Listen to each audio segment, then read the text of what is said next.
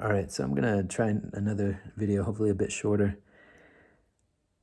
And there's something I'm gonna try to think out loud on this, but I've been thinking about, there's a YouTuber. He says he's an Amish guy, and I think he is. I mean, the accent and the sensibility and the kind of just energy of the guy seems Amish. There's kind of a sweetness and an innocence, and they've got a very charming accent. I'm trying to think of what it sounds like.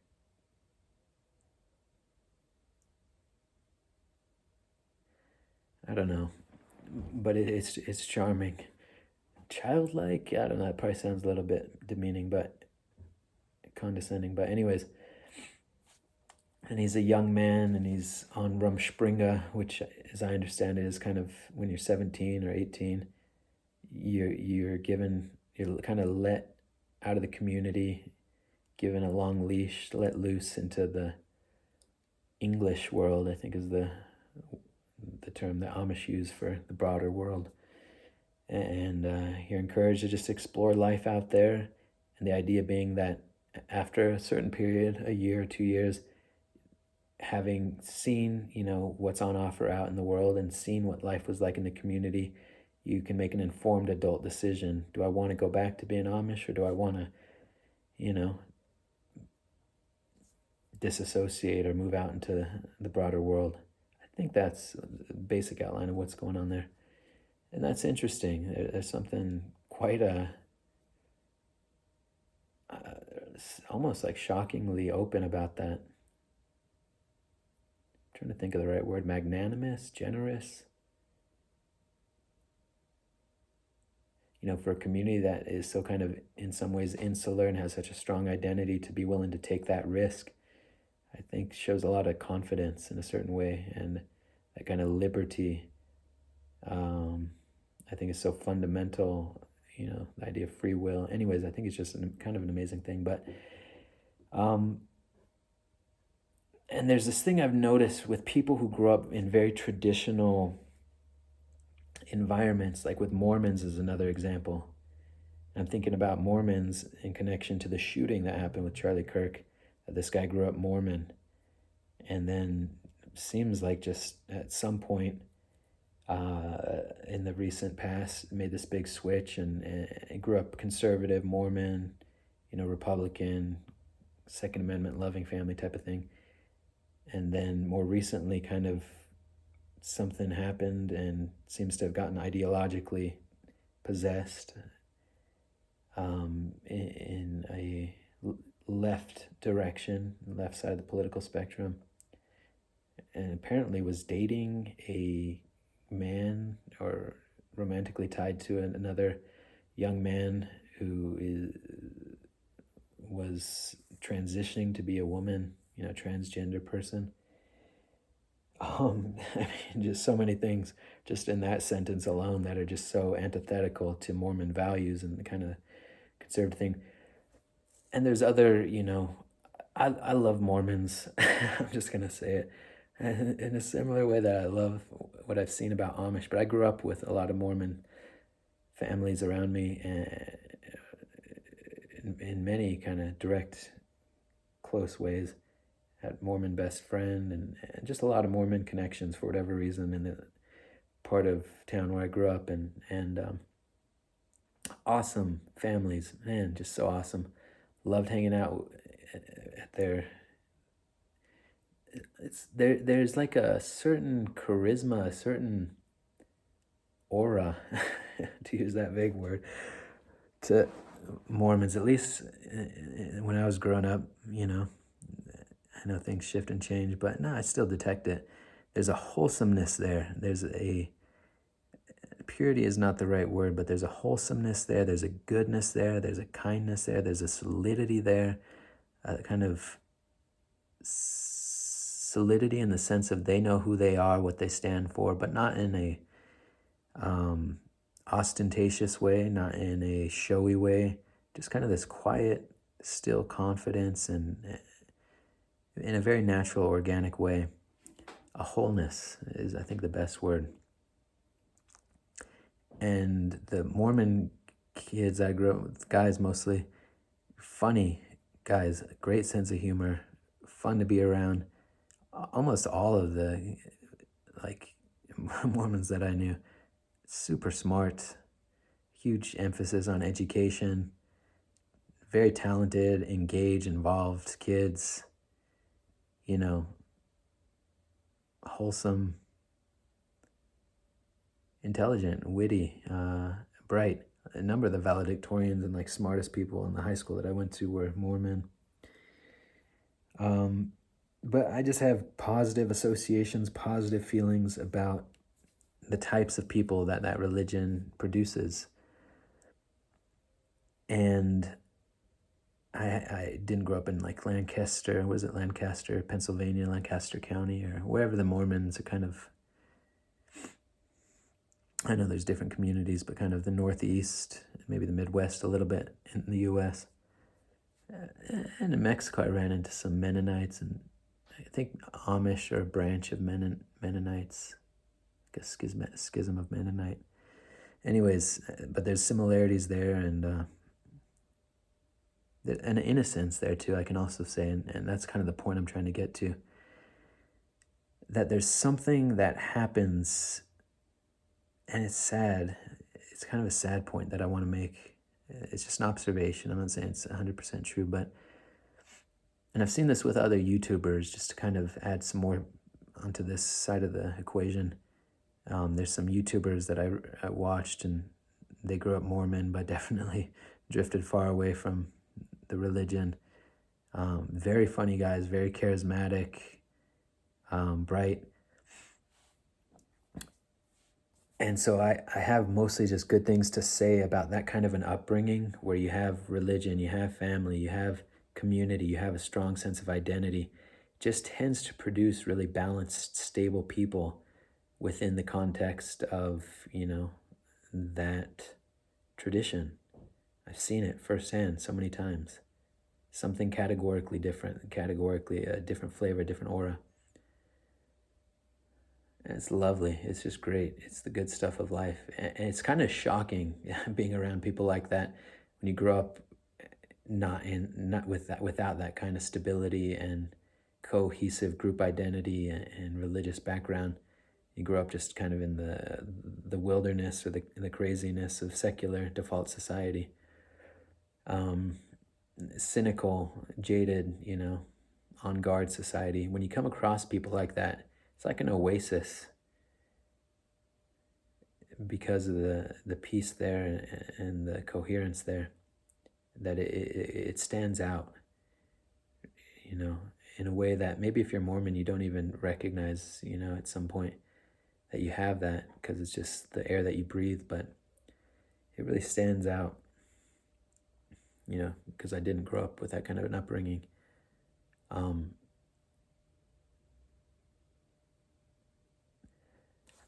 So, and I would wish that kind of upbringing on anybody. This isn't a doctrinal point that I'm making. I'm not talking about Amish doctrine or beliefs or practices or traditions or anything like that. I'm not talking about Mormon and to some extent, I think probably more in like the first half of the 19th century, of the 20th century, up to the 1950s or 60s. I think a lot of families had that kind of wholesome upbringing, and we can just say it, church was a part of that, definitely a part of that religious foundation, a part of that whole mix.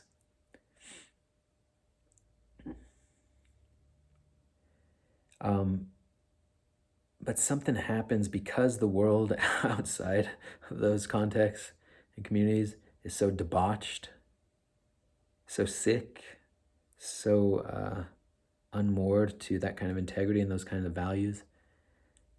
And I should also say I'm painting this like idyllic picture in part because I've seen that it actually is in many dimensions, but not entirely. I don't want to, there are shadow sides to all this, and hopefully I'll get to some of that, to that kind of an upbringing. There are shadow sides, but let's put that aside for 1 second and just kind of paint it in that direction.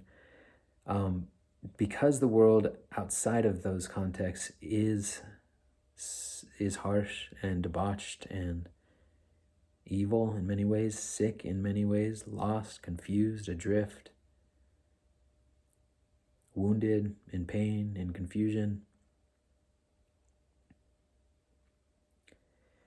When these Mormon kids, and because it's sort of harder and harder to keep, in the past, social media and the internet has profoundly changed everything.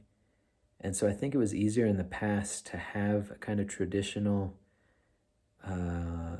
let's say conservative, but not necessarily in a political sense, but just a conservative, traditional upbringing, religious upbringing within a specific denominational context. And to have not like a impermeable wall around the community in some cases, that's also a shadow, but there was, I think it was easier to kind of keep at bay all the, trying to think of a good word here, lasciviousness, is that a word? What am I trying to say? All the madness, vileness, cruelty, confusion. In a sense, I think it was probably easier to do that in the past and to have, an upbringing that wasn't as influenced or tainted, as compromised by external influences, social media,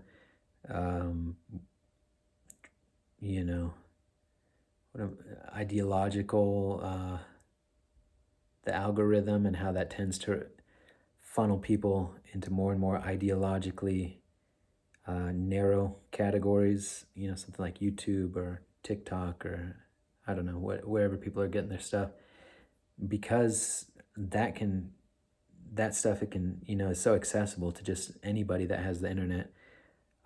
Pornography, in some sense, if we want to get really biblical here, we're talking about spirit and the flesh, right? Is it St. Paul talks about the flesh, because, and what he means by that is worldliness, basically the corruption of sin, of addiction, of confusion. Here on this wild planet. Because that stuff, it more and more infiltrates just about everybody's life, and there's more and more easy access to. I think that's playing a big role in what I'm going to describe here. But because there is this kind of just innocence that I observe in a lot of these traditional religious upbringings that people have, let's say Mormonism, they haven't built as calloused of the children there, more, that are confronting all these harsh realities in the world at large. It's like they haven't built up as thick of a skin or as much of a callus. There's an innocence there, a purity there, that when they are all of a sudden confronted with alcohol, with drugs, with porn, with ideological, I can't think of the right word. That, I guess, again, the algorithm and how it can ideologically kind of possess somebody. It's almost like they fall harder, is what I'm trying to say in all this, that these, and it saddens me, this observation. It's a sad observation that you have these just innocent, sweet people, and they are. I'm feeling emotion coming up about it, just because I know people like this. There's such a sweetness and an intactness of their spirit, and then they're just thrown into this fragmented world, and they're not jaded, They're not cynical. They're not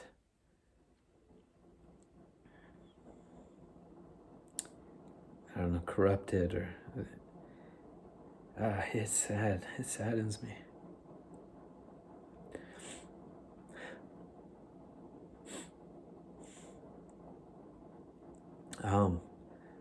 But that they it just hits them harder. It's like they don't have the defense mechanisms in place to know how to deal with it. And so they get lost fast, deep, and sometimes irretrievably, it seems. Nobody's irretrievable, but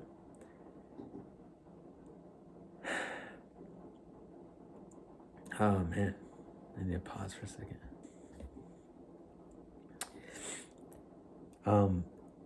And so I don't know, just using something concrete. I don't know this Tyler Robinson, the shooter's story.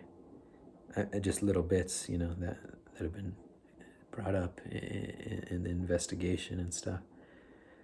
But to me, it fits potentially this pattern, that there seems to have been just this radical switch. And it doesn't exonerate him. No, not at all. He's an adult. He has to be accountable for his actions. They're awful. It's horrific. It was evil. And I don't know that this is the case, so forgive me, but I've just seen it enough that I feel like I'm noticing this. Something that I've noticed is you can get so lost so quick. And in a way, it shows how powerful the forces of evil that we're up against, in social media, with radicalizing people, and just it's like we've fentanylized every avenue of addiction. We've optimized every avenue of addiction, every avenue of confusion. And we're in the process of ratcheting up the potency of everything, from actual drugs. That's why, the fentanylization, actual drug like fentanyl, just kind of like the maximal expression of previous iterations of, what would it be? Heroin, I guess? I don't know. But it's like an optimization of the potency of that drug, addictiveness, and the destruction ultimately of that drug. I've talked about this in other videos with, pornography, something that used to carry a certain level of there was a certain social cost to access it, that it was only located in physical places. So there was a certain kind of shame and a certain kind of, effort, intentionality. There's certain kind of just natural barriers to accessing material like that, and cost prohibitive, and age restrictions and stuff. We've optimized, fentanylized that, that route of, what do they say? Route of administration of the drug, looking at that as another form of illicit drug, that it's so widely available, so easily accessible, and more extreme forms of it. You just get, just like any addiction, you need more and more intense and extreme and defiling. It's a total defilement of one's character and one's soul, one's spirit, one's life.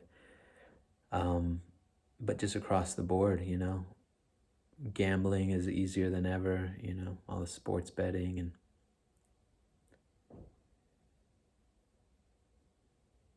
social media, our access to content, the way we can just kind of create these little tailored, bespoke little bubbles of information, and the process of radicalization, so easy. It's at the click of a button. I'm trying to think what other examples.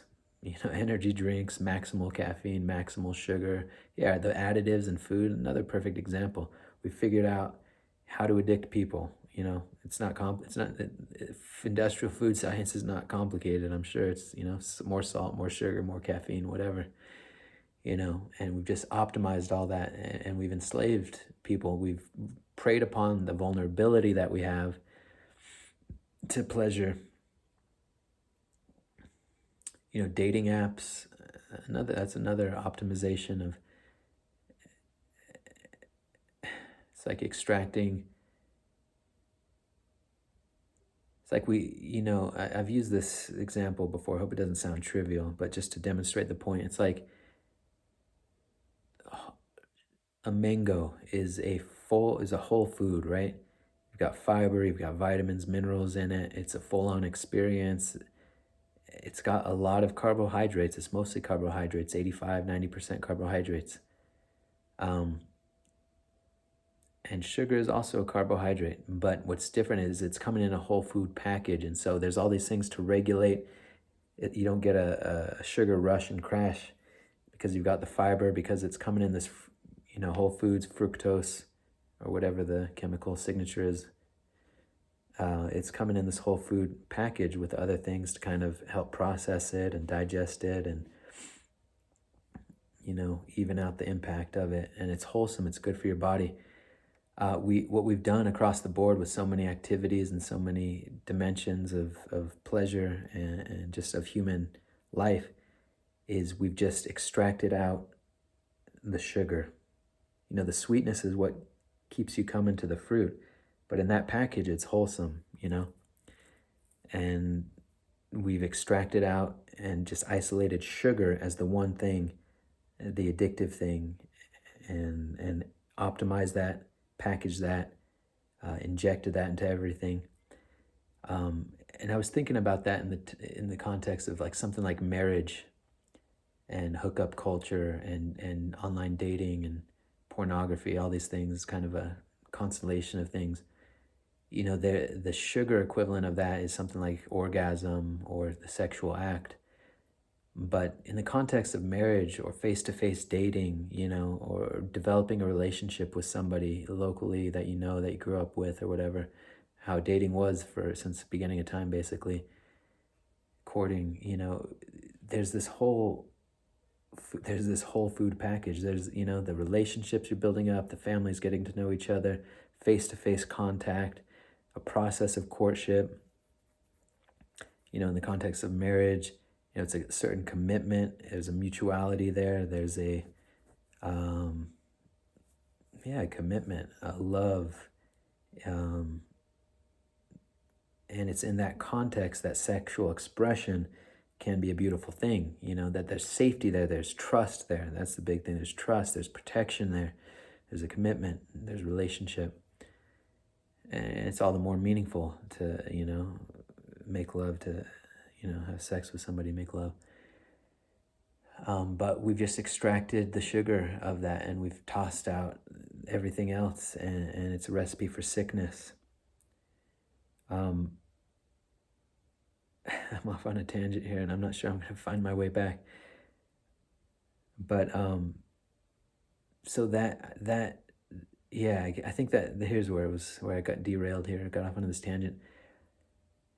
What I see happening with people that have grown up in these really kind of wholesome and protected environments, and they have this sweetness and intactness of their spirit, and I'm using Mormons and Amish just as two examples here to describe a bigger pattern, is when they're all of a sudden exposed to all this stuff, they don't have the defense mechanisms.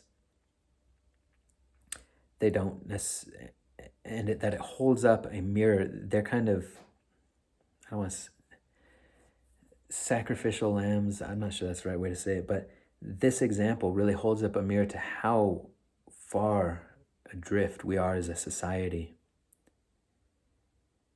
How powerful the forces are that we're up against. Part of it is economic, because there's an economic model that seeks to maximize profit, right? This isn't an anti-capitalist model, but this is a shadow side of capitalism, that when profit is the bottom line, that's going to have some, because this isn't a profit-driven world. This is a spiritual world. This is a human world. These are spiritual bodies. We're spiritual creatures. We're children of God. And so when you identify with profit as the main motive, of course there's going to be problems. But we're up against these huge, huge tidal wave, tsunami of forces. And I think just in an awful way, we see how powerful these forces are when these kind of sweet, wholesome people, children, teenagers, adolescents, I guess even adults probably, but get swept up in this and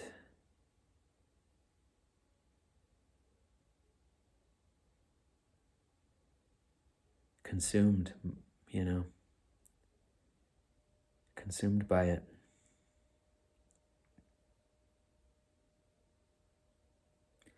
Again, and hopefully I'm making a somewhat coherent case, it's because they don't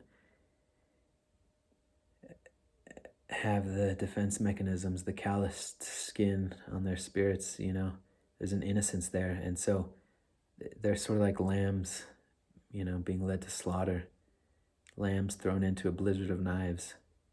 I don't know the perfect metaphor here, but it doesn't surprise me that they just go off the deep end sometimes.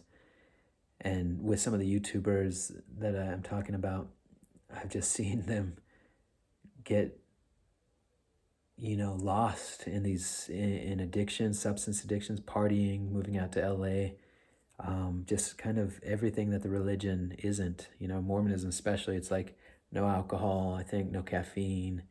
There's a real kind of emphasis on sobriety, and these guys just go off the deep end, with drugs, sometimes heavy drugs, with alcohol, with, you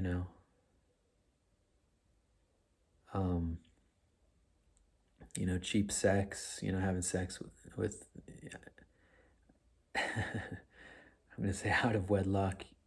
I've gained more of an appreciation for the idea of waiting until you're married, for sure. I don't know that I want to fully stake out a claim there, but I can see the wisdom in it. There's something beautiful about it. I don't feel like it's a terrible thing by any means, not at all. But yeah, just get lost in the partying lifestyle, and sometimes deeper than other people because they've been sheltered from the world for a long time. And anyways, so it's a pattern I've noticed. I don't know that that's Tyler Robinson's story, but it doesn't surprise me to hear that a Mormon kid would swing so far in the other direction in such a short amount of time. And again, I hope I've said it with enough caveats and carefully enough that it's not coming across as an exoneration of anything. He fucked up royally. He horrifically, heinous. It's evil what he did. It was wrong.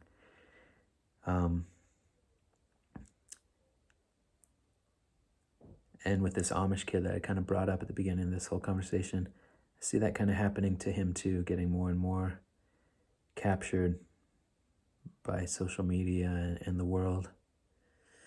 And it's enticing, and it's designed to be enticing. It's designed to feed off of our vulnerabilities, and these are very vulnerable people. That's part of what's sad to me about it, is they're very vulnerable.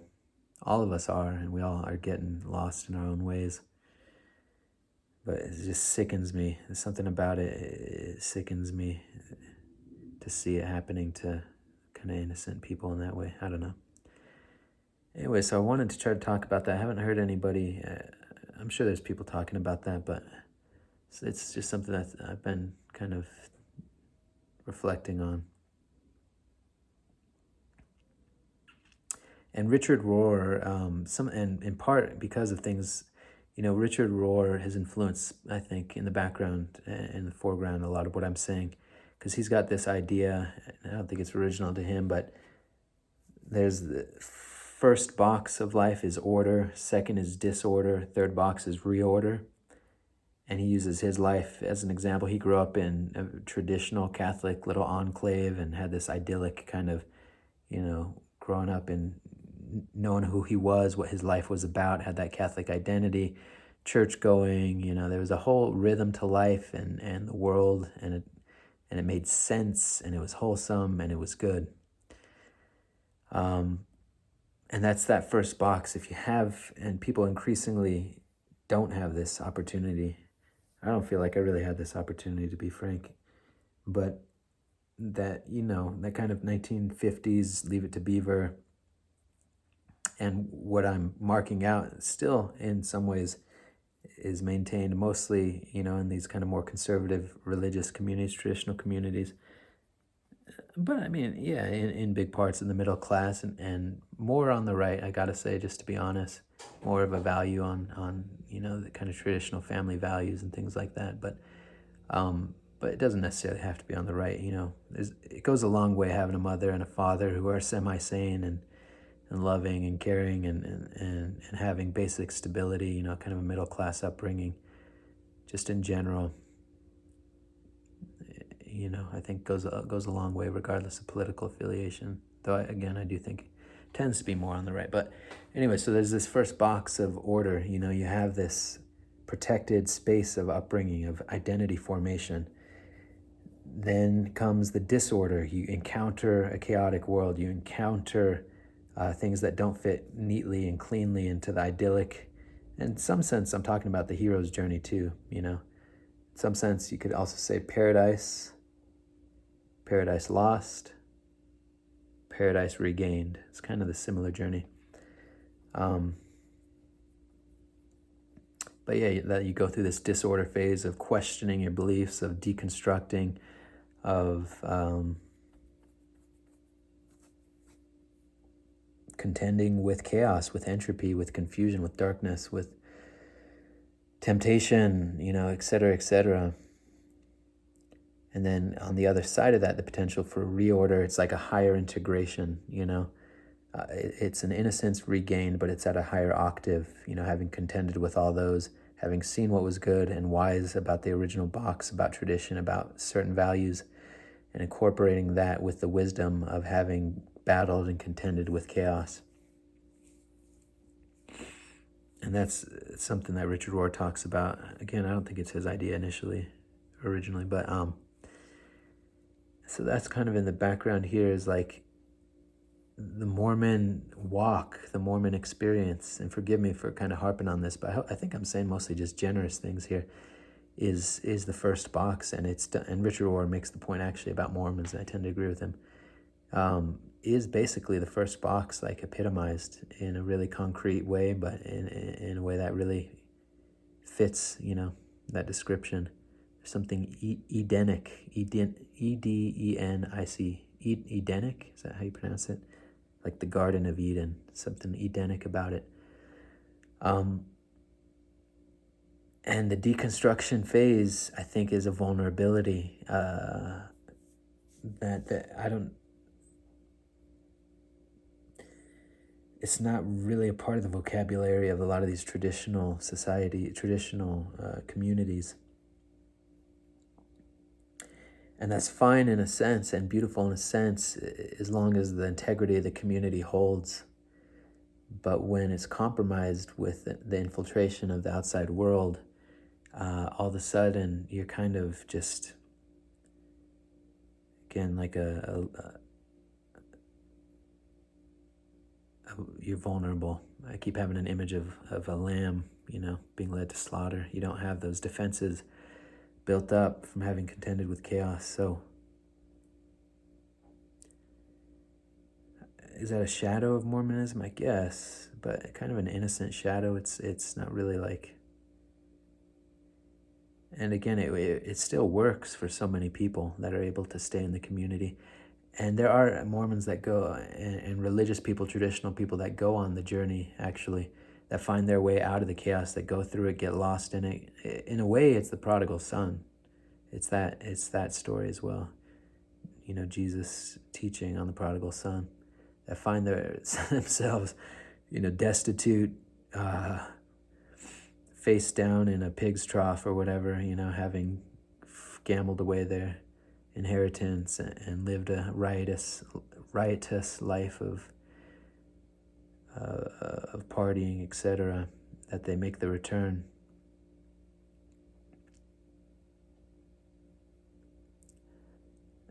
Basically, it's like you run the experiment, and it's a dangerous experiment, and that's what's so scary about it, because you can die in many ways, and you can do worse things than die along that journey.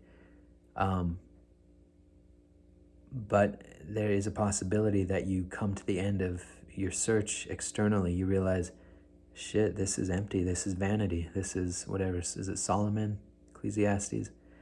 Vanity of vanities, all is vanity. That the world and all its worldly pursuits, the cornucopia of the garden of delights, there's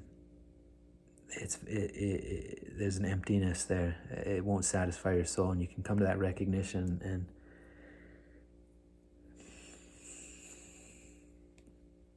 and then have the return journey home to true peace, to God, to truth, to integrity, to sincerity. So anyways, I think if there's anything else I want to say about this, I'm kind of hungry right now.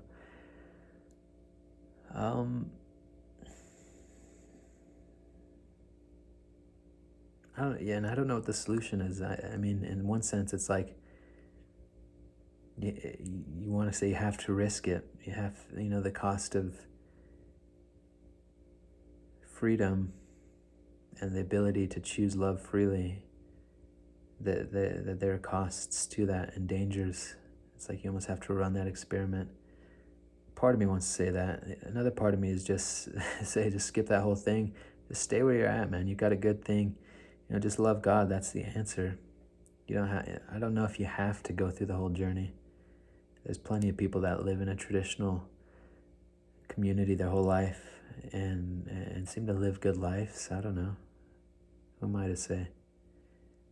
Is there something gained by going out into the world, getting lost, and then discovering things at a higher octave? I guess there is, in some sense. So, anyways, just some thoughts. All right, take care.